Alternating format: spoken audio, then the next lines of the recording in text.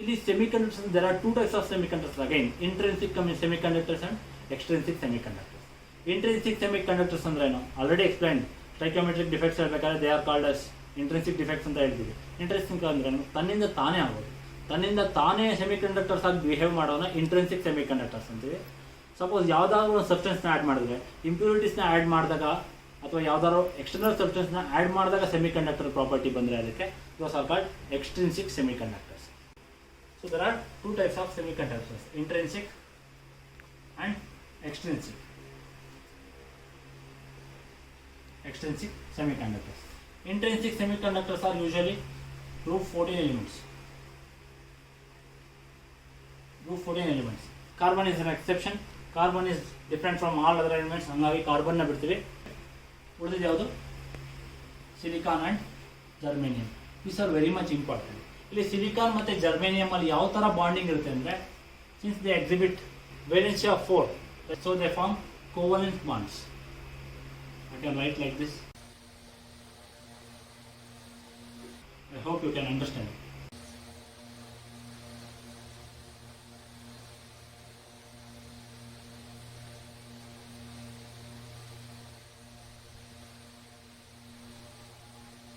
ಏನು silicon atoms ಇರುತ್ತೆ, I am considering silicon crystal. ಇಲ್ಲಿ ಸಿಲಿಕಾನ್ ಕ್ರಿಸ್ಟಲ್ ಕನ್ಸಿಡರ್ ಮಾಡಿದ್ರೆ you can see there is one silicon atom. Silicon atomic number is 14. 1s2, 2s2, 2p6, 3s2, 3p2. This is our electronic configuration of silicon. You can see there are 4 valence electrons. So it forms a covalent bond. 4 valence electrons it exhibit covalency, and there are 4 covalent bonds here. You can see these are the electrons shared between 2 silicon atoms.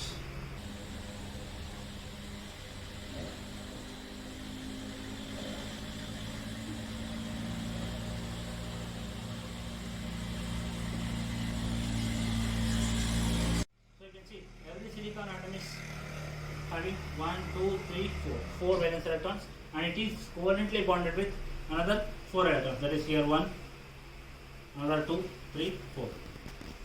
So there are 4 valence electrons and are bonded with 4 other valence electrons of neighboring silicon atoms. So it is forming a covalent bond. Here what happens when we heat this crystal, silicon crystal na heat ಮಾಡಿದಾಗ ಏನಾಗುತ್ತೆ, there is possibility. ಯಾವ ತರ possibility ಇರುತ್ತೆ ಅಂದರೆ, ಇಲ್ಲಿರೋ electrons ಬೇರೆ ಇರುತ್ತೆ. one electron can get out of the covalent bond, that is ಈ covalent bond ನ ಬ್ರೇಕ್ ಮಾಡ್ಕೊಂಡು ಆಚೆ ಬಂದು that electron can get free. ಈ ಎಲೆಕ್ಟ್ರಾನ್ ಫ್ರೀ ಆದಾಗ ಏನಾಗುತ್ತೆ, ದೇ ಕಂಡಕ್ಟ್ ಎಲೆಕ್ಟ್ರಿಸಿಟಿ ಈಸಿಲಿ. ಇಲ್ಲಿ ಬಾಂಡ್ನ ಬ್ರೇಕ್ ಆಗಲೇಬೇಕು ಅಂತ ಹೇಳಿದ್ರೆ ಯಾವುದಾದ್ರು ವೇಲೆನ್ಸ್ ಬಾಂಡಲ್ಲಿ ವೇಲೆನ್ಷಿಯಲ್ಲಿರೋ electrons normal silicon atom bind ಆಗೋದಕ್ಕೂ ಮುಂಚೆ ವೇಲೆನ್ಷಿಯಲ್ಲಿರೋ ಎಲೆಕ್ಟ್ರಾನ್ಸ್ ಕಂಡಕ್ಷನ್ ಬ್ಯಾಂಡಿಗೆ ಬಂತು ಅಂದರೆ it can also conduct electricity. So ಇಲ್ಲಿ ಈ ಥರ ಆಗೋದು rare cases. Covalent bond is very much stronger. So ಏನಾಗುತ್ತೆ, ಎಲೆಕ್ಟ್ರಾನ್ಸ್ ಈಸಿಯಾಗಿ ಆಚೆ ಬರೋಲ್ಲ. ಎಕ್ಸಿಬಿಟ್ ಆಗೋದು ಸ್ವಲ್ಪ ಎಲೆಕ್ಟ್ರಾನ್ಸ್ ಮಾತ್ರ. ಈ ಥರದ ಡಿಫೆಕ್ಟ್ಸ್ನ ಎಕ್ಸಿಬಿಟ್ ಮಾಡೋದು ಸ್ವಲ್ಪ ಎಲೆಕ್ಟ್ರಾನ್ಸ್ ಮಾತ್ರ. ಈ ಥರ ಸ್ವಲ್ಪ ಎಲೆಕ್ಟ್ರಾನ್ಸ್ ಇದ್ದಾಗ ಏನಾಗುತ್ತೆ, ಕಂಡಕ್ಟೆನ್ಸ್ ಈಸ್ ಲೆಸ್, ಕಂಡಕ್ಟೆನ್ಸ್ ಕಡಿಮೆ ಇರುತ್ತೆ ಅಂತ ಹೇಳ್ಬೋದು. In intrinsic semi conductance is less because number of free electrons ಏನಿರುತ್ತೆ that is less. So conductance ಏನಾಗುತ್ತೆ, ಕಡಿಮೆ ಇರುತ್ತೆ. That is number of free electrons is less, hence conductance will be low or less. ಮತ್ತೆ germanium consider ಮಾಡಿದ್ರೆ, even germanium forms the same type of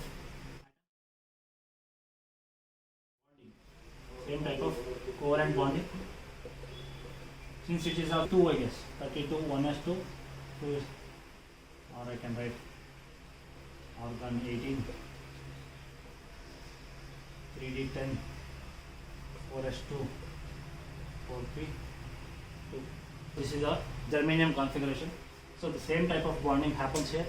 If one electron is missing from the covalent bond, or if one electron breaks the covalent bond and enters the empty space present, it can conduct easily, and hence they are called intrinsic semiconductors. What happens in extrinsic semiconductors is, in order to increase the conductance of intrinsic semiconductors, the intrinsic semiconductors ಏನಿದೆ ಇದು conductance increase ಮಾಡೋಕ್ಕೋಸ್ಕರ ನಾವೇನು ಮಾಡ್ತೀವಿ, we add some impurity. ಕೆಲವೊಂದು ಇಂಪ್ಯೂರಿಟಿನ add ಮಾಡ್ತೀವಿ, ಅವಾಗ ಏನಾಗುತ್ತೆ, ಇಂಪ್ಯೂರಿಟಿನ add ಮಾಡಿದ್ರೆ ನಾವೇನು ಮಾಡಬೇಕು, our aim is increasing conductance. ಯಾವ ಥರ ಇನ್ಕ್ರೀಸ್ ಮಾಡೋಕ್ಕೆ ಸಾಧ್ಯ, increasing number of electrons or increasing number of positive charges. ಎರಡು ಪಾಸಿಬಿಲಿಟಿ ಇದೆ ನಮಗೆ. ಎಲೆಕ್ಟ್ರಾನ್ಸ್ನ ಇನ್ಕ್ರೀಸ್ ಮಾಡಿದ್ರೆ ಕಂಡಕ್ಟೆನ್ಸ್ ಇನ್ಕ್ರೀಸ್ ಆಗುತ್ತೆ, ದಟ್ ಇಸ್ ಫ್ರೀ ಎಲೆಕ್ಟ್ರಾನ್ಸ್ನ ಇನ್ಕ್ರೀಸ್ ಮಾಡಿದ್ರೆ ಕಂಡಕ್ಟೆನ್ಸ್ ಇನ್ಕ್ರೀಸ್ ಆಗುತ್ತೆ. ಪಾಸಿಟಿವ್ ಚಾರ್ಜಸ್ನ ಡೆವಲಪ್ ಮಾಡಿದ್ರೆ ಕಂಡಕ್ಟೆನ್ಸ್ ಇನ್ಕ್ರೀಸ್ ಆಗುತ್ತೆ. ಸೊ ಇಂಟ್ರೆನ್ಸಿಕ್ ಸೆಮಿ ಕಂಡಕ್ಟರ್ಸ್ನ ನಾವು ಎಕ್ಸ್ಟೆನ್ಸಿಕ್ ಆಗಿ ಕನ್ವರ್ಟ್ ಮಾಡಬೇಕಂದ್ರೆ we have to add impurities.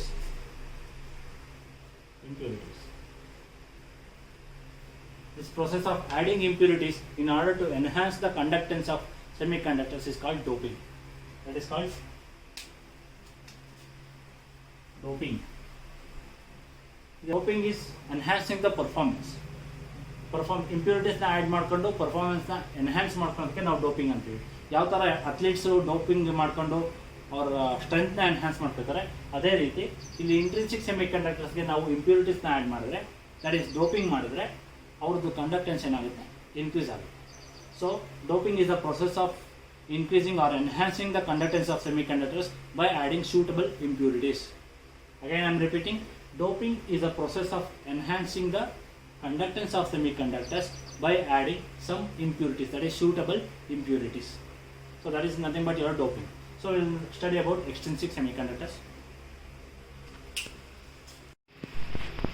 So doping is the process of enhancing, increasing the conductance of semiconductors by adding suitable impurities.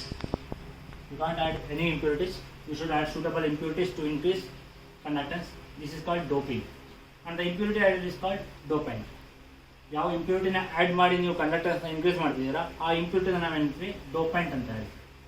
So ಯಾವ್ಯಾವ ಥರದ impurities ಇರುತ್ತೆ, there are two types of impurities. One is pentavalent impurity,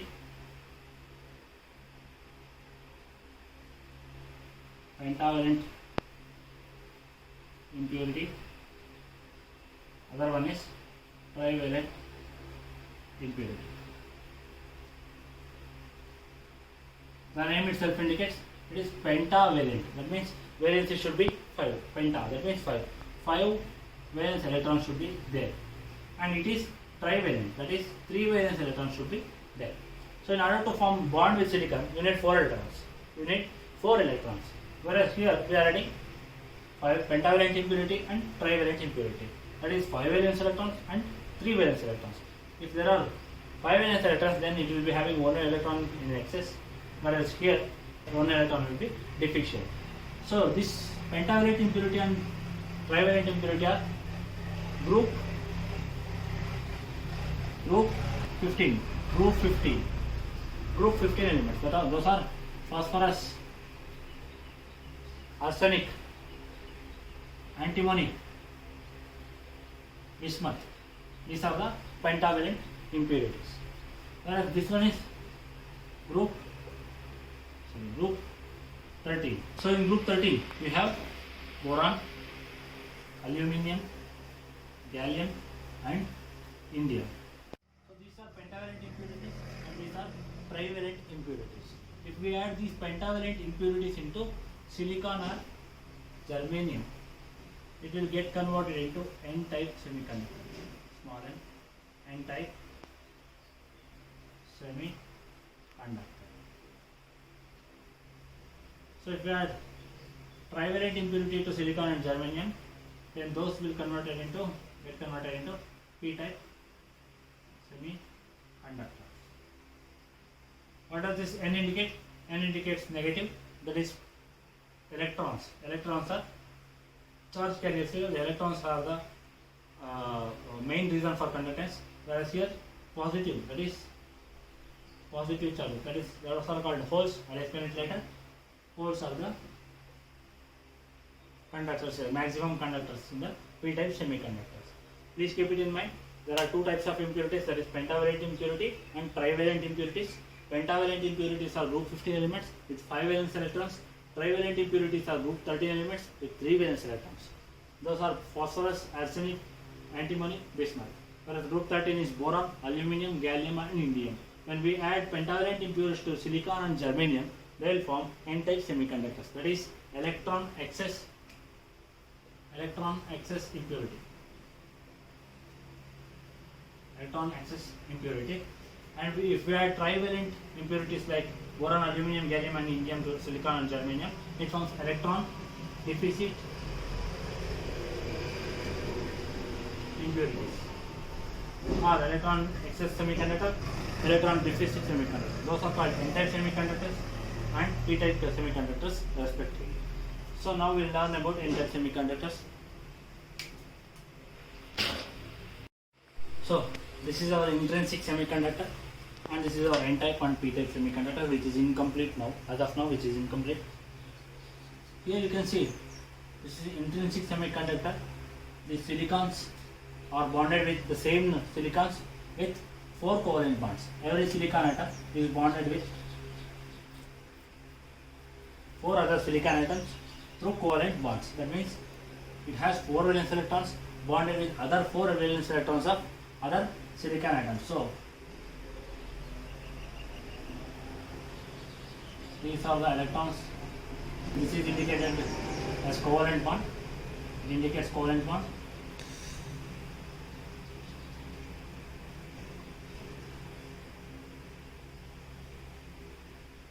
These are the pair of electrons shared between neighboring silicon atoms. So here you can consider the central silicon atom. This is having 4 valence electrons, 1, 2, 3, 4, and bonded with 4 valence electrons of other 4 silicon atoms. So this is forming a covalent bond. Okay. So here, if one electron is missing, that will form an intrinsic semiconductor. But this is the rare case where higher number of electrons are formed. Whereas if I add pentavalent impurities, those are pentavalent impurities. Which are those? Those are phosphorus, arsenic, antimony, bismuth. These are having 5 valence electrons in the valence shell. That is, phosphorus is neon 10, 3s2, 3p2, 3p3, sorry, 3s2, 3p2. That is, it is having 5 valence electrons. But silicon needs only 4 electrons to form covalent bond. It has 5 valence electrons. So if I add phosphorus here, that is, I am adding impurity phosphorus here. What happens? We can write lower Lewis star structure as like this. Lewis star structure like this. That is 2 plus 1. That is 5 valence electrons. So there are 5 valence electrons. 1 valence electron will bond with this silicon. 1 valence electron will bond with this silicon. Other will with this. So 4 valence electrons are bonded with 4 silicon atoms, but there are 5 valence electrons. So 1 electron will be left out. I hope you can understand. When we add phosphorus or arsenic or antimony or bismuth, they are pentavalent impurities. They have 5 valence electrons in their valence shell.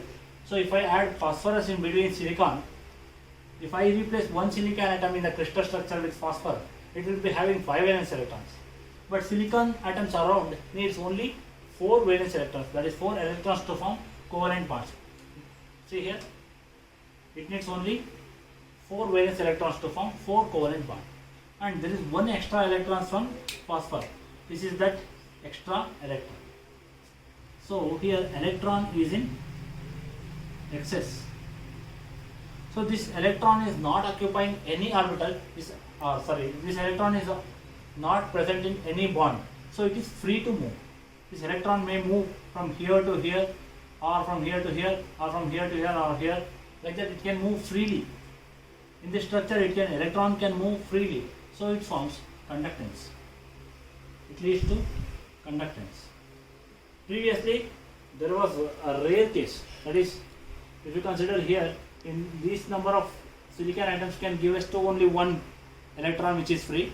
Whereas here, if we add impurities, as we add impurities, the number of electrons increases. For 1 atom, 1 electron will be free. For 2 atoms, there will be 2 electrons will be free. For 3 atoms, 3 electrons will be filled. Like that, if we go on adding impurities, the electrons is the excess. So the conductance increases rapidly. So these are called N-type semiconductors because here you can see electron is having negative charge. Negative charge. The conductance is majorly due to the electron.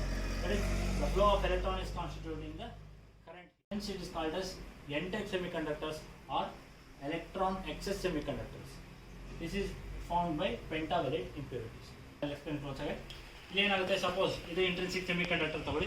ಇಲ್ಲಿ ಸಿಲಿಕಾನ್ಸ್ ಎಲ್ಲ atoms ಏನಾಗಿದೆ, they are bonded with 4 covalent bonds. ಒಂದೊಂದಕ್ಕೆ 4 covalent bonds ಇದೆ. ಒಂದೊಂದರಲ್ಲೂ 4 valence electron ಇದೆ. ಇದರಲ್ಲಿರೋ 4 valence electrons ಪಕ್ಕದಲ್ಲಿರೋ 4 silicon valence electrons ಜೊತೆ combine ಆಗಿ ದೇ ಫಾರ್ಮ್ 4 ಕೋವೆಲೆಂಟ್ ಬಾಂಡ್ಸ್. ಇಲ್ಲಿ 4 ಕೋವೆಲೆಂಟ್ ಬಾಂಡ್ಸ್ ಫಾರ್ಮ್ ಆಗಿರುತ್ತೆ. When we add pentavalent impurity ಅಂದ್ರೇನು, 5 ವೇಲೆನ್ಸ್ ಎಲೆಕ್ಟ್ರಾನ್ಸ್ ಇರುವಂಥ ಇಂಪ್ಯೂರಿಟೀಸ್ ಅಂದರೆ ಫಾಸ್ಫರಸ್, ಆರ್ಸೆನಿಕ್, ಆಂಟಿಮನಿ, ಬಿಸ್ಮತ್ ಇವೆಲ್ಲ ಗ್ರೂಪ್ 15 ಎಲಿಮೆಂಟ್ಸು. ಇದರಲ್ಲಿ ಏನಾಗಿರುತ್ತೆ, ಔಟರ್ ಶೆಲ್ಲಲ್ಲಿ ದಟ್ ಇಸ್ ವೇಲೆನ್ಸ್ ಶೆಲ್ಲಲ್ಲಿ 2 + 3 5 ಎಲೆಕ್ಟ್ರಾನ್ಸ್ ಇರುತ್ತೆ. 5 ವೇಲೆನ್ಸ್ ಎಲೆಕ್ಟ್ರಾನ್ಸ್ ಇರೋದು ನಾವು ತಗೊಂಡಾಗ ಇಲ್ಲಿ ಒಂದು ಸಿಲಿಕಾನ್ ನಾವು ಇಂಪ್ಯೂರಿಟಿ ಆ್ಯಡ್ ಮಾಡಿ, ಇಂಪ್ಯೂರಿಟಿ ಡಿಫೆಕ್ಟಲ್ಲಿ ಆಲ್ರೆಡಿ ಓದಿದಿರ ನೀವು, ಇಂಪ್ಯೂರಿಟಿ ಆ್ಯಡ್ ಮಾಡಿದಾಗ ಏನಾಗುತ್ತೆ, ಒಂದು ಕ್ರಿಸ್ಟಲ್ ಲೈಟಿಸ್ ಪಾಯಿಂಟ್ ಆ ಇಂಪ್ಯೂರಿಟಿ ಬಂದು ಫಿಲ್ ಮಾಡುತ್ತೆ. ಸಿಲಿಕಾನ್ ಪ್ಲೇಸ್ನ ಫಾಸ್ಫರಸ್ ಫಿಲ್ ಮಾಡ್ತಿದೆ ಅಂದರೆ ಸಿಲಿಕಾನ್ ಬಾಂಡ್ ಆಗೋಕ್ಕೆ ಬೇಕಾಗಿದ್ದು ಬರೀ 4 ಎಲೆಕ್ಟ್ರಾನ್ಸ್, 4 ಕೋವೆಲೆಂಟ್ ಬಾಂಡ್ ಮಾಡೋಕ್ಕೆ. ಆದರೆ ಫಾಸ್ಫರಸ್ ಏನಿದೆ 5 ಇಟ್ಕೊಂಡಿದೆ. ಇಲ್ಲಿ ಏನಾಗುತ್ತೆ, ಆ ಎಲೆಕ್ಟ್ರಾನ್ ಎಕ್ಸ್ಟ್ರಾ ಎಲೆಕ್ಟ್ರಾನ್ ಏನಿದೆ that is free to move ಆಗೋದು. ಇಲ್ಲಿ ಯಾವ ಥರ ಎಲ್ಲಿ ಬೇಕಾದ್ರೂ ಮೂವ್ ಆಗ್ಬೋದು. ಅದರಿಂದ ಏನಾಗುತ್ತೆ, ಕಂಡಕ್ಟೆನ್ಸ್ ಇನ್ಕ್ರೀಸ್ ಆಗುತ್ತೆ. ಒಂದೊಂದು ಫಾಸ್ಫರ್ ಆ್ಯಡ್ ಮಾಡ್ದಂಗೆ ಒಂದೊಂದು ಎಲೆಕ್ಟ್ರಾನ್ ಜಾಸ್ತಿ ಆಗ್ತಿದೆ ನಮಗೆ ಇನ್ ದ ಕ್ರಿಸ್ಟಲ್. ಎಲೆಕ್ಟ್ರಾನ್ ಜಾಸ್ತಿ ಆದಂಗೆ ಏನಾಗುತ್ತೆ, as the number of impurities increases electrons number ಕೂಡ ಇನ್ಕ್ರೀಸ್ ಆಗುತ್ತೆ. ಎಲೆಕ್ಟ್ರಾನ್ ನಂಬರ್ ಇನ್ಕ್ರೀಸ್ ಆಗೋದ್ರೆ ಏನಾಗುತ್ತೆ, as we have previously studied, electron number increase ಆದಂಗೆ ಏನಾಗುತ್ತೆ, ಕಂಡಕ್ಟೆನ್ಸ್ ಕೂಡ ಇನ್ಕ್ರೀಸ್ ಆಗುತ್ತೆ. ಇದು ಯಾವಾಗ ಆಗುತ್ತೆ, when we add pentavalent impurities. ಇಲ್ಲಿ ಎಲೆಕ್ಟ್ರಾನ್ಸು ನಮಗೆ ಚಾರ್ಜ್ ಕ್ಯಾರಿ ಮಾಡ್ತಿರೋದ್ರಿಂದ, ಎಲೆಕ್ಟ್ರಾನ್ಸ್ನು ಕರೆಂಟ್ನ ಕಂಡಕ್ಟ್ ಮಾಡ್ತಿರೋದ್ರಿಂದ we call them as N-type semiconductors. That means negatively charged type semiconductors. Okay, so ಇಲ್ಲಿ electrons are the major charge carriers, hence they are called N-type semiconductors. Coming to this P-type semiconductor, here what happens, we will add trivalent impurities. Trivalent impurities, that is group 13. Here group 15. Group 15. Those are boron, aluminium, gallium, indium. These are trivalent impurities. Here if you can recall the electronic configuration of boron, boron is 1s2, 2s2, 2p1. This is the valence shell which is having 3 valence electrons. Hence it is called as trivalent impurity.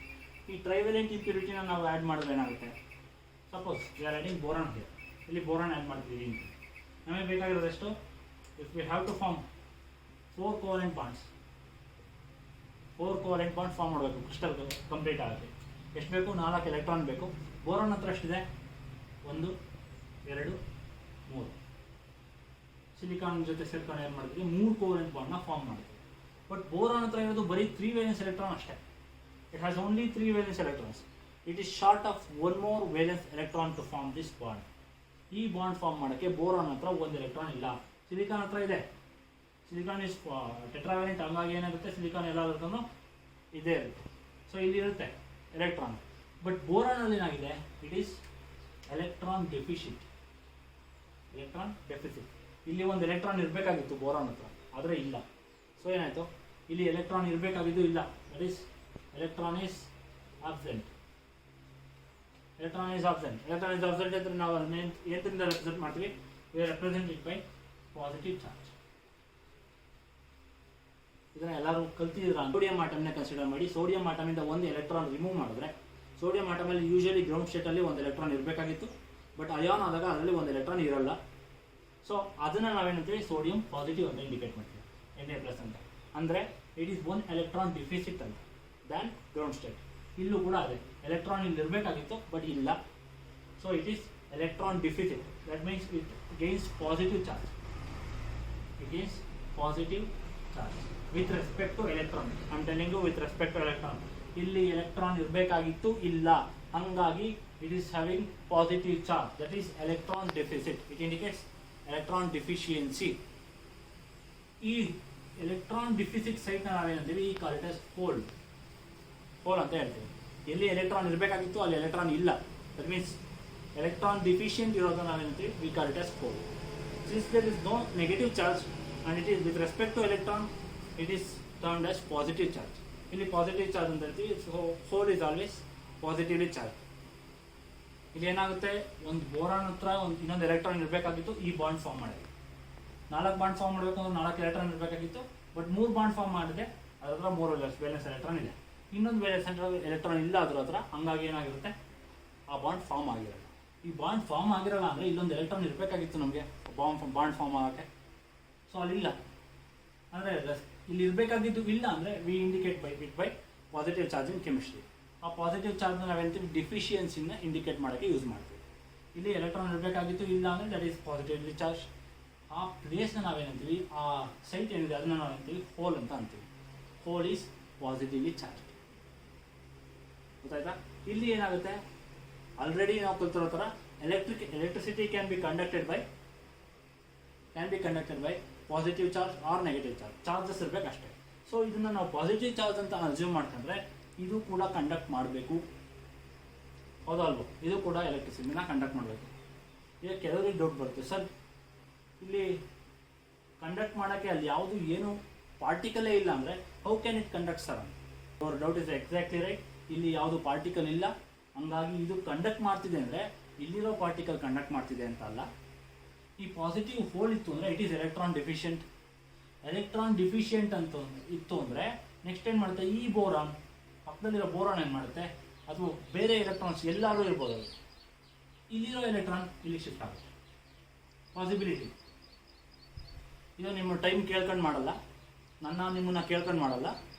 It is constantly happening inside the crystal. ಕ್ರಿಸ್ಟಲಲ್ಲಿ ಪ್ರತಿಯೊಂದು fraction of ಸೆಕೆಂಡಲ್ಲೂ ಈ ಥರ ಆಗ್ತಿರುತ್ತೆ. ಇಲ್ಲಿ hole develop ಆಯಿತು ಅಂದರೆ ಇಲ್ಲಿಂದ ಪಕ್ಕದಲ್ಲಿರೋ ಯಾವುದೋ ಒಂದು ಎಲೆಕ್ಟ್ರಾನ್ ಏನಾಗುತ್ತೆ ಇಲ್ಲಿ ಶಿಫ್ಟ್ ಆಗುತ್ತೆ. ಸೊ ಈ ಹೋಲ್ನ ಆಕ್ಯುಪೈ ಮಾಡ್ಕೊಂತು again forming a hole here. ಗೊತ್ತಾಯ್ತಾ? ನೆಕ್ಸ್ಟ್ ಏನಾಗುತ್ತೆ, ಇಲ್ಲಿರೋ ಎಲೆಕ್ಟ್ರಾನ್ ಅಥವಾ ಇಲ್ಲಿರೋ ಎಲೆಕ್ಟ್ರಾನ್ ಏನಾಗುತ್ತೆ, ಈ ಎಲೆಕ್ಟ್ರಾನ್ ಇಲ್ಲಿಗೆ ಜಂಪ್ ಆಗುತ್ತೆ, ಈ ಹೋಲ್ನ ಫಿಲ್ ಮಾಡುತ್ತೆ. So it becomes again empty, that is it forms of hole. ಇಲ್ಲಿ ಏನಾಗುತ್ತೆ, this hole which is electron deficient will be satisfied by neighbouring electrons. ಹಂಗಾಗಿ ಏನಾಗುತ್ತೆ, ಎಲೆಕ್ಟ್ರಾನ್ಸು ಆ ಹೋಲ್ ಒಳಗೆ ಶಿಫ್ಟ್ ಆಗ್ತಾ ಅವು ವೇಕೆಂಟ್ ಸ್ಪೇಸ್ ಏನು ಕ್ರಿಯೇಟ್ ಮಾಡ್ತೀವಿ ಇಲ್ಲಿ, that becomes a hole. So ಏನಾಗ್ತಿದೆ, if you can consider here this hole is moving towards this side. I hope you can understand. ಮೊದಲು ಇಲ್ಲಿತ್ತು ಹೋಲ್, ಇಲ್ಲಿಂದ ಬಂದು ಎಲೆಕ್ಟ್ರಾನ್ ಇಲ್ಲಿ ಫಿಲ್ ಮಾಡಿದೆ. ಸೊ ಇಲ್ಲಿದ್ದು ಹೋಲು ಇಲ್ಲಿಗೆ ಬಂತು. ಸೊ ಇಲ್ಲಿ ಹೋಲ್ ಇಲ್ಲ, ಇವಾಗ ಇದು ಆಲ್ರೆಡಿ ಆಕ್ಯುಪೈಡ್. ಇಲ್ಲಿಗೆ ಹೋಲ್ ಬಂತು. ನೆಕ್ಸ್ಟ್ ಏನಾಯ್ತು, ಇಲ್ಲಿ ಬಂದು ಇಲ್ಲಿಗೆ ಫಿಲ್ ಮಾಡ್ತು. ಸೊ ಇಲ್ಲಿ ಹೋಲ್ ಡೆವಲಪ್ ಆಯಿತು. ಸೊ ಹೋಲ್ ಏನಾಗ್ತಿದೆ, ಈ ಥರ ಮೂವ್ ಆಗ್ತಿದೆ. If you can imagine, the hole is moving towards this direction and electrons are moving from this direction to this direction. You can see, ಮೊದಲು ಇಲ್ಲಿಂದ ಇಲ್ಲಿಗೆ ಹೋಯ್ತು, ನೆಕ್ಸ್ಟು ಇಲ್ಲಿಂದ ಇಲ್ಲಿಗೆ ಬಂದಿದೆ. ಸೊ ಏನಾಗ್ತಿದೆ, ಎಲೆಕ್ಟ್ರಾನ್ಸ್ ಈ ಕಡೆ ಹೋಗ್ತಿದೆ. ಸೊ ಎಲೆಕ್ಟ್ರಾನ್ಸ್ ಹೀಗೆ ಹೋಗ್ತಿದೆ, ಹೋಲ್ಸ್ ಈ ಕಡೆ ಬರ್ತಿದೆ. ಗೊತ್ತಾಯ್ತಾ? ಸೊ ಕಂಡಕ್ಟೆನ್ಸ್ ಯಾವ ಕಡೆ ಇರಬೇಕು, ಎಲೆಕ್ಟ್ರಾನ್ಸ್ ಈ ಕಡೆ ಹೋಗ್ತಿದೆ ಅಂದರೆ conductance should be this side. Hole is positively charged, conductance should be this side. That is, direction of conduction will be in the direction of movement of hole. Whereas actually what happens, electron moves towards the vacant hole to fill the space. Then again the same repeats to the vacant side here. ಇದು repeat ಆಗ್ತಾ ಹೋಗುತ್ತೆ. ಇಲ್ಲಿರೋ electron ಇಲ್ಲಿ fill ಮಾಡಿದ್ರೆ next ಇನ್ನೊಂದು crystal, ಇನ್ನೊಂದು silicon ಇರುತ್ತೆ ಅಂದರೆ ಪಕ್ಕದಲ್ಲಿರೋದು ಇಲ್ಲಿ ಫಿಲ್ ಆಗ್ಬೋದು, ಅದ್ರ ಪಕ್ಕದಲ್ಲಿರೋದು ಇಲ್ಲಿ ಫಿಲ್ ಆಗ್ಬೋದು. ಇದೇ ಥರ ಆಗುತ್ತೆ ಅನ್ನೋ ಯಾವ ರೂಲ್ಸು ಇಲ್ಲ. ಇಲ್ಲಿರೋದು ಕೂಡ ಈ ಕಡೆ ಇರೋದು ಕೂಡ ಇಲ್ಲಿ ಫಿಲ್ ಮಾಡ್ಬೋದು, ಈ ಕಡೆ ಇರೋದು ಕೂಡ ಇಲ್ಲಿ ಫಿಲ್ ಮಾಡ್ಬೋದು. ಯಾವುದು ನೈಬರಿಂಗ್ ಎಲೆಕ್ಟ್ರಾನ್ ಇರುತ್ತೆ, they can fill the holes around boron atom, forming the hole and electron pair. ಇಲ್ಲಿ ಒಂದು ಎಲೆಕ್ಟ್ರಾನ್ ಇದೆ ಅಂದರೆ, ಒಂದು ಎಲೆಕ್ಟ್ರಾನು ಒಂದು ಹೋಲ್ನ ಆಕ್ಯುಪೈ ಮಾಡ್ಕೊಂತಿದೆ ಅಂದರೆ ಅದರ ಜಾಗದಲ್ಲಿ ಮತ್ತೆ ಏನಾಗಿದೆ, ಹೋಲ್ ಸೃಷ್ಟಿಯಾಗಿದೆ. ಸೊ ಪಾಸಿಟಿವ್ ಚಾರ್ಜ್ ಮೂವ್ಮೆಂಟಿಂದ ನಿಮಗೆ ಇಲ್ಲಿ ಕರೆಂಟ್ ಬರ್ತಿರೋದು. ಈ ಒಂದು electron is the one which is conducting electricity, but here the movement of holes is very much important because boron is generating hole. ಇಲ್ಲಿ ಬೋರಾನ್ ಏನಿದೆ ಅದು ಎಲೆಕ್ಟ್ರಾನ್ಸ್ನ ಜನರೇಟ್ ಮಾಡ್ತಿಲ್ಲ, ಇಲ್ಲಿ ಜನರೇಟ್ ಮಾಡ್ತಿರೋದು ಹೋಲ್ಸ್ನ. ಆ ಹೋಲ್ಸ್ನ ಫಿಲ್ ಮಾಡೋಕ್ಕೆ ಬರ್ತಿರೋ electron is secondary, that is secondary. Electrons hole fill ಮಾಡೋಕ್ಕೆ ಬರ್ತಿದೆ, ದಟ್ ಈಸ್ ಸೆಕೆಂಡರಿ. ಬಟ್ ಏನಾಗಿದೆ, ಪಾಸಿಟಿವ್ ಚಾರ್ಜಸ್ ಇದೆ, ದಟ್ ಪಾಸಿಟಿವ್ ಚಾರ್ಜ್ ಮೂವ್ ಆಗ್ತಿರೋದ್ರಿಂದ ಎಲೆಕ್ಟ್ರಿಸಿಟಿ ಕಂಡಕ್ಟ್ ಆಗುತ್ತೆ. So that is called as P type semiconductor, that is positive type semiconductor. ಇಲ್ಲಿ P type semiconductor ಏನಾಗುತ್ತೆ, holes are the majority charge carriers. In p-type semiconductor, holes are majority charge carriers. Majority charge carriers. Illi in n-type semiconductors, electrons are the majority charge carriers. So ಯಾವಾಗ holes majority charge carriers ಆಗುತ್ತೆ, we call them as p-type semiconductor. ಯಾವಾಗ electrons majority charge carriers ಆಗುತ್ತೆ, we call them as n-type semiconductors. ಇಲ್ಲಿ you must understand, in p-type semiconductors, holes are occupied by electrons and the direction of current is in the direction of formation of holes, whereas here in semiconductors the direction of electrons will be opposite in the direction of flow of current, or vice versa. The flow of current will be opposite to the direction of movement of electrons. This is all about n-type and p-type semiconductors. You must remember, pentavalent impurities give rise to n-type semiconductors, trivalent impurities give rise to p-type semiconductors. N-type semiconductors will be having electrons as majority charge carriers, p-type semiconductors will be having holes as majority charge carriers. Hole is nothing but electron deficit site.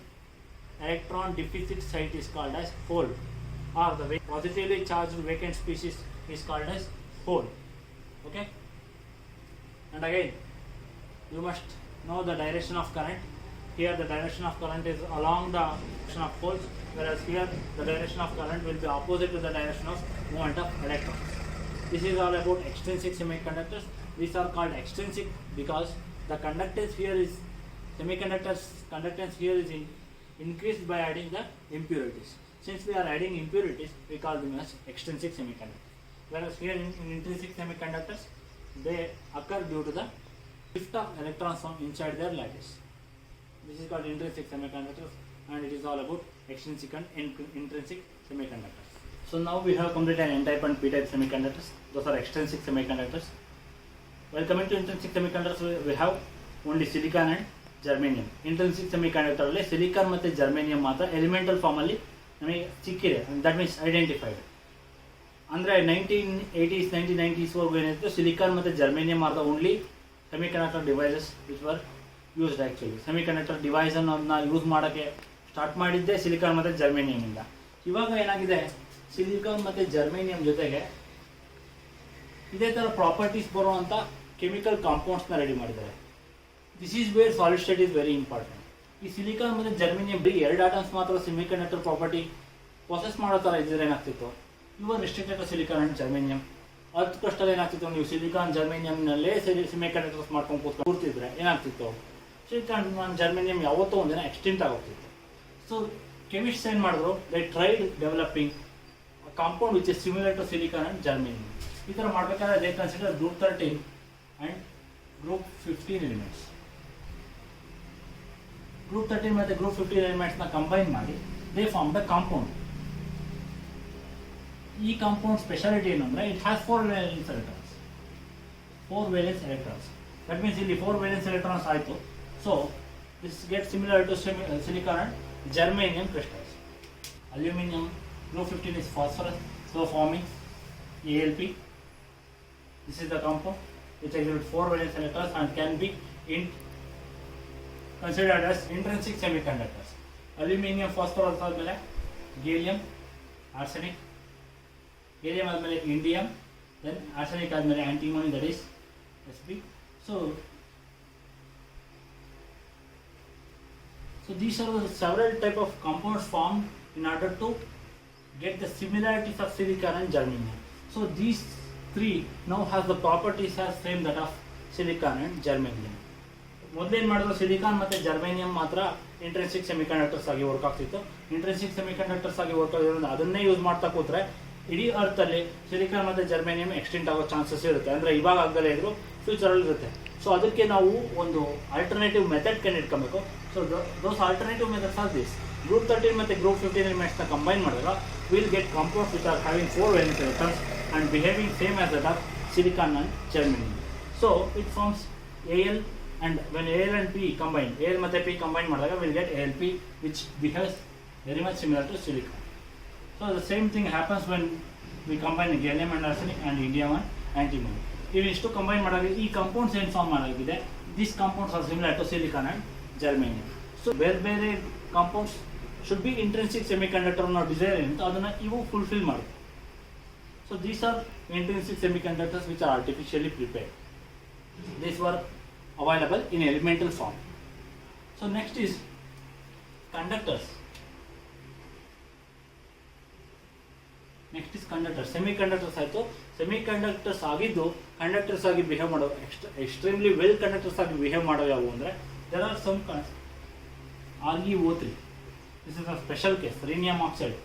Rhenium oxide behaves as metallic copper. ಇದರ use ಏನಂತ ನಿಮ್ಗೆ ಅರ್ಥ ಆಗಿರ್ಬೋದು ಇಷ್ಟಲ್ಲ. Metallic copper ಅಂದಿದ ತಕ್ಷಣ you should keep it in mind. ನಿಮ್ಗೆ ಎಲ್ಲ ವೈಂಡಿಂಗ್ ಮೋಟರ್ಸ್ ಏನಿರುತ್ತೆ, ಯಾವುದೇ ಥರದ ಮೋಟರ್ಸ್ ಆಗಿರಲಿ, those are winded by copper wires, usually by copper wires. Copper is actually a metal which is having high demand. ಕಾಪರ್ಗೆ heavy demand ಇದೆ. ಸೊ ಕಾಪರ್ನೇ ಯೂಸ್ ಮಾಡ್ತಾ ಕೂತ್ರೆ ನಮ್ಗೆ ಏನಾಗುತ್ತೆ, ಒಂದಲ್ಲ ಒಂದು ದಿನ ಕಾಪರ್ ಕೂಡ ಕಾಸ್ಟ್ಲಿ ಆಗುತ್ತೆ. ಸೊ ಅದಕ್ಕೆ ಸಬ್ಸ್ಟಿಟ್ಯೂಟ್ ಆಗಿ ನಾವು ಏನಾದರೂ ಒಂದು ತಯಾರು ಮಾಡಬೇಕು. That is rhenium oxide, ReO3. This is very much similar to copper and it has appearance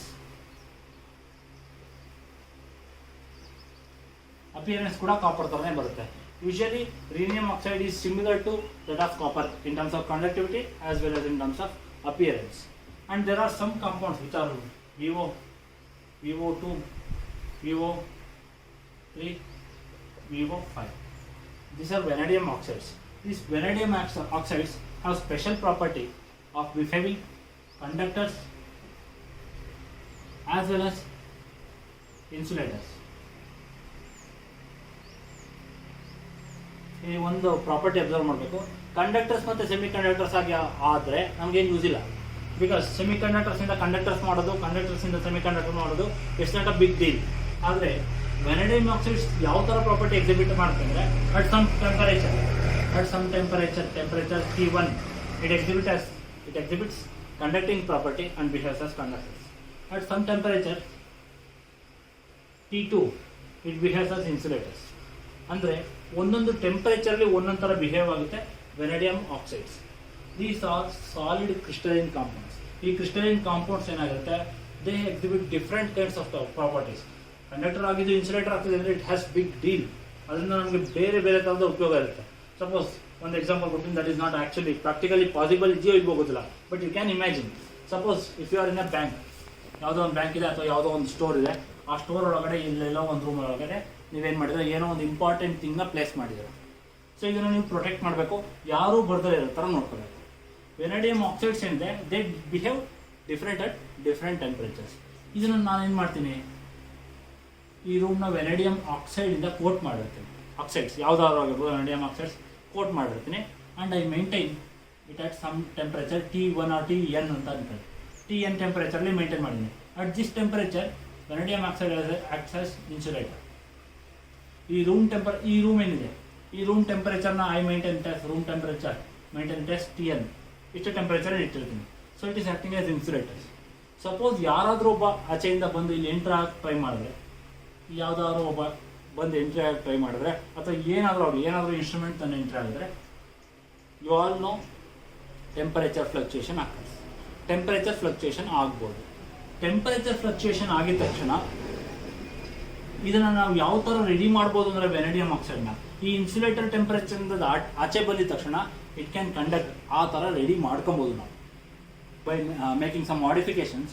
ಈ ಇನ್ಸುಲೇಟರ್ ಇರೋದು ಕಂಡಕ್ಟರ್ ಆಗೋ ಥರ ಮಾಡ್ಬೋದು. ಸೊ ಏನಾಗುತ್ತೆ, ಯಾವಾಗ ಒಬ್ಬ ಬಂದು ಇಲ್ಲಿ ಎಂಟ್ರಿ ಆಗ್ತಾನೆ ಆವಾಗ ಏನಾಗುತ್ತೆ, ಟೆಂಪರೇಚರ್ ಚೇಂಜ್ ಆಯಿತು. So when the room temperatures varies from Tn to some Tm or TO anything ಯಾವುದಾದ್ರು ತಗೊಬೋದು. Tm ಬಂದ ತಕ್ಷಣ it starts conducting. So temperature change ಆಗಿದ ತಕ್ಷಣ ಕಂಡಕ್ಟರ್ ಸ್ಟಾರ್ಟ್ ಆಯಿತು ಅಂದರೆ ನಾನೇನು ಮಾಡುತ್ತೀನಿ, ಈ ವಾಲ್ ಎಂಡಲ್ಲಿ I will put a silent here. ಒಂದು ಸೈರನ್ ಇಟ್ಟಿರ್ತೀನಿ. ಇಲ್ಲಿ siren it acts a switch here. ಇಲ್ಲಿ ಯಾವಾಗ ಇದು ಕಂಡಕ್ಟ್ ಮಾಡುತ್ತೆ ಆವಾಗ ಸೈರನ್ ರಿಂಗ್ ಆಗುತ್ತೆ, ಯಾವಾಗ ಕಂಡಕ್ಟ್ ಮಾಡಲ್ಲ ಆವಾಗ ಸೈರನ್ ರಿಂಗ್ ಆಗಲ್ಲ. ಸೊ ಎಲ್ಲಿವರೆಗೂ ಯಾರು ಈ ರೂಮ್ ಎಂಟ್ರಿ ಆಗಲ್ವೋ ಅಲ್ಲಿವರೆಗೂ it acts as insulator and siren remains mute. Siren ಏನಾಗುತ್ತೆ ವರ್ಕ್ ಆಗ್ತಾರಲ್ಲ ಮ್ಯೂಟ್ ಆಗಿರುತ್ತೆ. ಯಾವಾಗ ಯಾವುದಾದ್ರೂ ಒಂದು ಎಕ್ಸ್ಟರ್ನಲ್ ಆಬ್ಜೆಕ್ಟ್ ಈ ರೂಮ್ ಒಳಗೆ ಎಂಟ್ರಿ ಆಯಿತು, ಟೆಂಪರೇಚರ್ ಚೇಂಜ್ ಆಯಿತು, ಅವಾಗ if it acts as conductor ಆಗಿ ಆ್ಯಕ್ಟ್ ಮಾಡಿದ್ರೆ ಇಲ್ಲಿ ಸೈರನ್ ಏನಾಗುತ್ತೆ ರಿಂಗ್ ಆಗುತ್ತೆ. ಸೊ ಏನಾಗ್ಬೋದು, ಯಾರಾದರೂ ಎಂಟ್ರಿ ಆಗಿದ್ದಾರೆ ಅನ್ನೋದು ನಿಮಗೆ ಗೊತ್ತಾಗುತ್ತೆ. Based on the temperature difference here, temperature fluctuations here you can analyse which body is entry. That is possible. ಈಗಿರೋ ಟೆಕ್ನಿಕಲಿ ಅದು ಪಾಸಿಬಲ್. ಯಾವಾಗ ದೊಡ್ಡ ಬೀಯಿಂಗ್ಸ್ ಎಂಟರ್ ಆಗ್ತಾರೆ we are filled with heavy temperature and infrared radiations. ನಾವು ಒಳಗೆ ಹೋಗಿದ ತಕ್ಷಣ infrared radiations ಏನಾಗುತ್ತೆ ಇಲ್ಲಿ ರೂಮ್ ಸುತ್ತ ಬರುತ್ತೆ. ಸೊ ಟೆಂಪರೇಚರ್ ಫ್ಲಕ್ಚುಯೇಟ್ ಆಗುತ್ತೆ. ಟೆಂಪರೇಚರ್ ಫ್ಲಕ್ಚುಯೇಟ್ ಆಗಿದ ತಕ್ಷಣ ಇದನ್ನು ಅಷ್ಟು ಸೆನ್ಸಿಟಿವಿಟಿಲಿ ಮೇಂಟೈನ್ ಮಾಡಿರ್ತಾರೆ. ಅದರಿಂದ ಏನಾಗುತ್ತೆ ಇಟ್ ಸ್ಟಾರ್ಟ್ಸ್ ಕಂಡಕ್ಟಿಂಗ್ ಆಯಿತು ಅಂದ ತಕ್ಷಣ ಸೈರನ್ ರಿಂಗ್ ಆಗುತ್ತೆ. ಆ್ಯಕ್ಚುಲಿ ಇದು ಯಾವುದೂ ಪ್ರಾಕ್ಟಿಕಲ್ ಆಗಿದೆ ಅಂತ ಹೇಳ್ತಿಲ್ಲ, ಪಾಸಿಬಿಲಿಟಿ ಹೇಳ್ತೀನಿ. ಈ ಥರದ್ರಲ್ಲಿ ನಮಗೆ ಇದರ ಸೆಮಿ ಕಂಡಕ್ಟರ್ಸ್ ಏನಾಗಿರುತ್ತೆ that is solid crystals which exhibit conductors as well as insulating property. They are very much important in these type of cases. ಅದಷ್ಟೇ ಅಲ್ಲ, ಬೇಕಾದ ಟೈಮಲ್ಲಿ in satellites also we can use them. ಯಾವಾಗ conductors ಆಗಿ act ಮಾಡಬೇಕು ಆವಾಗ conductors ಆಗಿ convert ಮಾಡ್ಕೊಬೋದು, ಯಾವಾಗ ಇನ್ಸುಲೇಟರ್ಸ್ ಆಗಿ ಆ್ಯಕ್ಟ್ ಮಾಡಬೇಕು ಆವಾಗ ಇನ್ಸುಲೇಟರ್ಸ್ ಆಗಿ ಕನ್ವರ್ಟ್ ಮಾಡ್ಕೊಬೋದು. This is the importance of these crystalline substances. And there is one special case about vanadium dioxide. This is the recent discovery invention ಅಲ್ಲ. ಈ ವೆನಡಿಯಮ್ ಡೈಆಕ್ಸೈಡ್ ಏನು ಮಾಡುತ್ತೆ, it has special capacity. It can conduct electricity. But it cannot conduct heat. Usually ಏನಾಗುತ್ತೆ ನಮಗೆ ಎಲ್ಲ ಸಬ್ಸ್ಟೆನ್ಸಲ್ಲಿ ಒಂದು electricity conduct ಮಾಡ್ತಿದ್ರೆ it is capable of conducting heat. ಅದು ನಾರ್ಮಲ್ ಅಬ್ಸರ್ವೆನ್ಸ್. ನಮಗೆ ಎಲ್ಲ ಸಬ್ಸ್ಟೆನ್ಸ್ಗಳನ್ನ ಜನರಲ್ ಆಗಿ ನೋಡಿದಾಗ every substance if it is conducting electricity it can conduct heat. But ಇಲ್ಲಿ ವೆನಡಿಯಮ್ ಡೈಆಕ್ಸೈಡ್ ಏನು ಸ್ಪೆಷಲ್ ಕೇಸ್ ಅಂದರೆ it can conduct electricity but it does not conduct heat. So ಇಲ್ಲಿ we can come to know that ಈ ಥರದ compound ನಮಗೆ ಸಿಕ್ತು ಅಂದರೆ heat loss ಆಗಲ್ಲ, only electricity possible. Electricity pass ಆಗ್ತಿದೆ, ಹೀಟ್ನ ಕನೆಕ್ಟ್ ಮಾಡೋದ ಅಂದರೆ there is no heat loss possible. Thermal ವೈಬ್ರೇಷನಿಂದ ಎಲೆಕ್ಟ್ರಿಸಿಟಿ ಏನು ಲಾಸ್ ಆಗುತ್ತೆ ಅದು ಲಾಸ್ ಆಗೋಕ್ಕೆ ಚಾನ್ಸ್ ಇರಲಿಲ್ಲ. So this is the importance of learning solid state chemistry. ಇದನ್ನು ಯಾಕೆ ನಾನು ಇಷ್ಟು ಕಂಪ್ಲೀಟಾಗಿ ಎಕ್ಸ್ಪ್ಲೈನ್ ಮಾಡಿದೆ ಅಂದರೆ ಸಾಲಿಡ್ ಸ್ಟೇಟ್ ಈಸ್ ನಾಟ್ ಮೇರ್ ಅ ಚಾಪ್ಟರ್ ಫಾರ್ ಮಾರ್ಕ್ಸ್. ಇದೆಲ್ಲ ನೋಡೋದು ಅದೇ ಥರ ನೋಡಿದ್ರೆ there is only packing efficiency derivation and density problem. ಅದು ಬಿಟ್ಟರೆ number of items in crystal lattice ಕೇಳ್ಬೋದು. ಇಷ್ಟು ಬಿಟ್ಟರೆ ಇನ್ನೇನು ಕೇಳೋದ ಇದರಲ್ಲಿ ಕೇಳಿದ್ರೆ Frenkel defect, Schottky defect ಅದ್ರ ಬಗ್ಗೆ ಕೇಳ್ತಾರೆ. ಅದು ಬಿಟ್ಟರೆ ಎಂಟರ್ಪೀರಿಯಡ್ ಸೆಮಿಕಂಡಕ್ಟರ್ ಬಗ್ಗೆ ಎಕ್ಸ್ಪ್ಲೈನ್ ಮಾಡಿ ಅಂತ ಕೇಳ್ತಾರೆ. That is all. ಅದ್ರ ಬಗ್ಗೆ ಮಾತ್ರ ಕೇಳ್ತಾರೆ. But what is more important is here future lies in the solid state chemistry. Solid state chemistry ಯಾವ ಥರ ಬಿಹೇವ್ ಮಾಡುತ್ತೆ ಅದರ ಮೇಲೆ ನಮಗೆ we can change our future. Of course we can't change our nature but we can change our future. That's all. And there are some compounds CDS and even though HGS also, sorry not HGS, CDO, ZNS, ZNO, these exhibit some conducting properties, semiconducting properties. Where semiconducting properties exhibit ಮಾಡ್ತಾರೆ. ನಾವು actually MSc ನಲ್ಲಿ we did a project on this. ಇದರ ಮೇಲೆ project ಮಾಡಿದ್ವು. Unfortunately we failed to create nanoparticles of CDO actually. If nanoparticles are created, then semiconducting property also increases. So we tried that, but unfortunately we failed. But there are many such researchers going on which can form different type of semiconductors, and having nanometers is a very much advantage with respect to semiconducting property. ಹಿಂದೆ defects ಮಾಡಿದ್ರಲ್ಲಿ ಕೆಲವರಿಗೆ doubt ಬಂದಿತ್ತು, ಹಾಗಾಗಿ ಇದನ್ನು complete detail ಆಗಿ explain ಮಾಡಿದ್ದೀನಿ. ಅಲ್ಲಿ ಏನು ನಿಮ್ಮ ಬಾಂಡಿಂಗ್ ಕಾನ್ಸೆಪ್ಟ್ ಏನಿದೆ, ಅಯಾನಿಕ್ ಬಾಂಡಿಂಗ್ ಆಗಲಿ ಕೋವೆಲೆಂಟ್ ಬಾಂಡಿಂಗ್ ಆಗಲಿ ಇದೆಲ್ಲ ಏನಾಗಿರುತ್ತೆ ನಿಮಗೆ ಬಾಂಡ್ಸ್ ಥರ ಇರುತ್ತೆ ಅನ್ನೋದು ಸುಳ್ಳು. ದಟ್ ಈಸ್ ಆ್ಯಕ್ಚುಲಿ ಕಂಪ್ಲೀಟ್ ಲೈ. ಇದನ್ನು ನೀವು ನಮಗೆ ಎಕ್ಸ್ಪ್ಲೈನ್ ಮಾಡೋಕ್ಕೆ ಈಸಿ ಆಗುತ್ತೆ ಅಂತ ನಾವು ಥಿಯರಿಟಿಕಲಿ ಅಸ್ಯೂಮ್ ಮಾಡ್ಕೊಂಡಿರೋದು ಅಷ್ಟೇ. ಆ ಬಾಂಡಿಂಗ್ ಏನಿದೆ that is nothing but your interaction. Ionic bonding ಅಂತ ಅಂದರೆ ಪಾಸಿಟಿವ್ ನೆಗೆಟಿವ್ ಇಂಟ್ರಾಕ್ಟ್ ಆಗಿ ಅಟ್ರಾಕ್ಟಿವ್ ಫೋರ್ಸ್ ಏನಿದೆ ದಟ್ ಈಸ್ ಎಲೆಕ್ಟ್ರೋಸ್ಟಾಟಿಕ್ ಫೋರ್ಸ್ ಏನಿದೆ ಅಷ್ಟು ಮಾತ್ರ that is termed as bond ಅಷ್ಟೇ. ಅಲ್ಲಿ ಯಾವ ರಿಯಲ್ ಬಾಂಡ್ ಆಗಲಿ, ರಿಯಲ್ ಲೈನ್ ಥರ ಆಗಲಿ ಅಥವಾ ಇನ್ನೊಂದು ಯಾವ್ದಾರ ಈ ಥರ ಸ್ಟ್ರಕ್ಚರ್ ಆಗಲಿ ಈ ಥರ ಸ್ಟ್ರಕ್ಚರ್ ಆಗಲಿ ಈ ಥರ ಇರುತ್ತೆ ಅನ್ನೋದು ಸುಳ್ಳು. ಆರ್ಬಿಟಲ್ ಅನ್ನೋದೇ ಸುಳ್ಳು. ಹೇಳಬೇಕು ಅಂದರೆ ಆರ್ಬಿಟಲ್ ಇರುತ್ತೆ ಅನ್ನೋದೇ ಸುಳ್ಳು. Orbital is something which is in space ಅಷ್ಟೇ. ಅಲ್ಲಿ ನೀವು ಎಲೆಕ್ಟ್ರಾನ್ಸ್ನ ಜಾಸ್ತಿ ಫೈಂಡ್ ಔಟ್ ಮಾಡ್ಬೋದು. It is only theoretical concept. ಅರ್ಥ ಆಯ್ತಾ? ಹಾಗಾಗಿ ನಾನು ಇದನ್ನು ಇಲ್ಲಿ ಕಂಪ್ಲೀಟಾಗಿ ಎಕ್ಸ್ಪ್ಲೈನ್ ಮಾಡಿದ್ದೀನಿ. I am extremely sorry for the disturbances happening around here. ಮೊದಲೇ ಹೇಳಿದ್ದೆ ತುಂಬ ಡಿಸ್ಟರ್ಬೆನ್ಸ್ ಇದೆ, ಹಂಗಾಗಿ ವಿಡಿಯೋ ಮಾಡೋಕ್ಕಾಗ್ತಿಲ್ಲ ಅಂತ. ಎಕ್ಸ್ಟರ್ನಲ್ ಡಿಸ್ಟರ್ಬೆನ್ಸಸ್ ತುಂಬ ಇದೆ ಇಲ್ಲಿ, but somehow I have to manage. ಹಂಗಾಗಿ ಮಾಡಿದ್ದೀನಿ ವಿಡಿಯೋನ. I hope you understand. That's all.